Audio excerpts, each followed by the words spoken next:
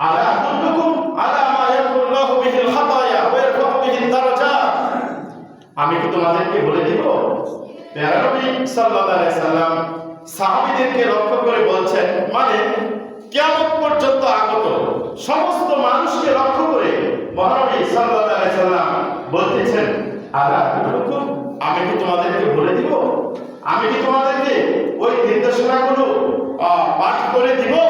মা ইয়ারফাউল্লাহু বিহিল খাতায়া ওয়া ইয়ারফাউ বিহিদ দারাজাত, যে জিনিসগুলোর মাধ্যমে আল্লাহ রাব্বুল আলামিন তোমাদের গুনাহকে একদম মিটিয়ে দিবেন, তোমাদের গুনাহকে ক্ষমা করে দিবেন। শুধু তাই নয়, ওয়া ইয়ারফাউ বিহিদ দারাজাত, জান্নাতের মধ্যে তোমাদের মর্যাদা, তোমাদের মাকাম অনেক উঁচু করে দিবেন।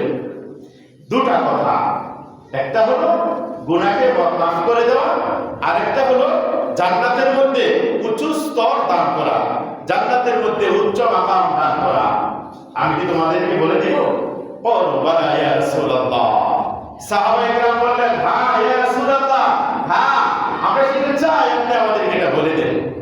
মহানবী সাল্লাল্লাহু আলাইহি সাল্লাম রাহমাতুল লিল আলামিন তখন তিনটা কথা ঘোষণা করলেন।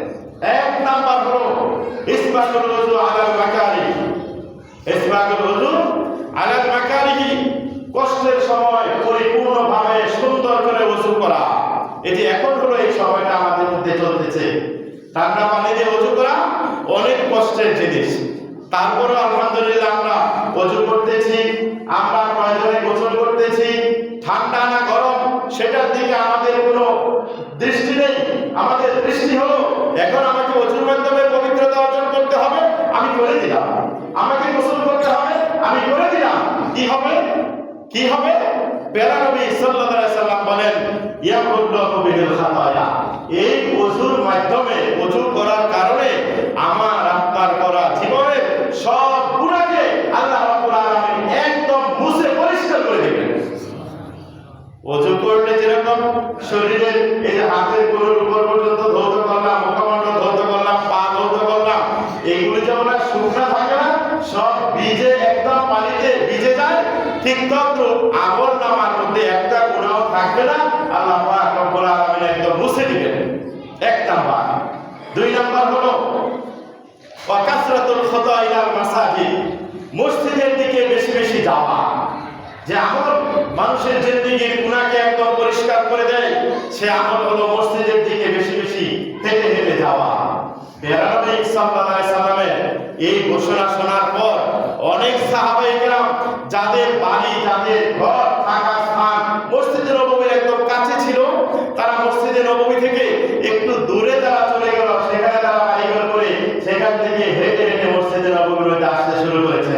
তাদের মনের তামান্না, তাদের মনের চাহিদা ছিল, আমার মসজিদে যেতে একটু বেশি কদম খরচ হোক, আমার হাঁটাটা একটু বেশি হোক। প্রিয় ভাই আমার, এই দিক দিয়ে আপনারা সবাই আমার থেকে অনেক বেশি সওয়াব পেয়ে যাচ্ছেন। এই যে একটা কথা প্যারা নবী বলেছেন, মসজিদের দিকে বেশি বেশি হেঁটে যাওয়া, এই হিসাব করলে আপনাদের সবার সওয়াব আমার থেকে হাজার হাজার গুণ বেশি হয়ে যাবে।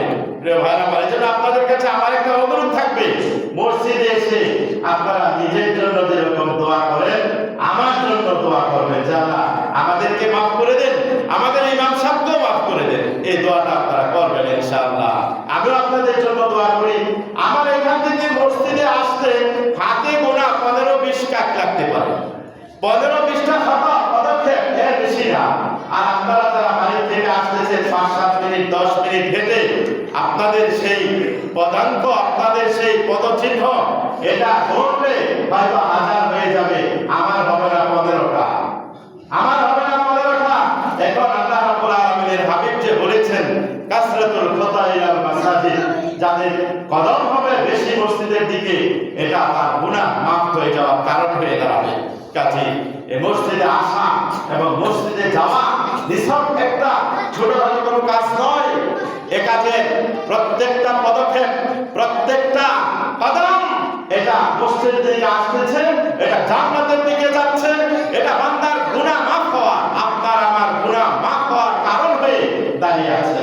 আল্লাহ রাব্বুল আলামিন আমাদেরকে মসজিদে হেঁটে হেঁটে বেশি বেশি আসা তৌফিক দান করুন বলে আমিন।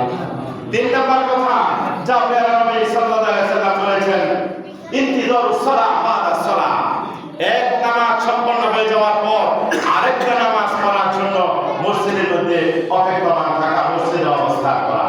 এটা একটা অর্থ এরকম, ফজরের নামাজ আমরা পড়েছি, মনের ভিতরে চাহিদা রাখা, জোহরের নামাজের জন্য যখনই আযান দেওয়া হবে মসজিদের মধ্যে, তখনই আপনি করবো আমার দুনিয়ার সমস্ত কাজ ছেড়ে দিয়ে জোহরের নামাজ আদায় করার জন্য মসজিদের মধ্যে চলে যাব।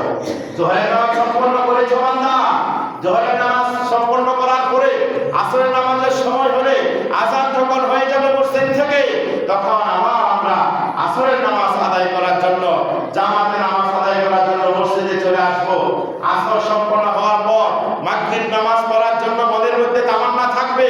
পর্যায়ক্রমে প্রত্যেক দিন ৫ ওয়াক্ত নামাজ একটা সম্পন্ন করার পর আরেকটা সময় হলে মসজিদে এসে আদায় করব, এর একটা অপেক্ষমান থাকা, এটা একটা অর্থ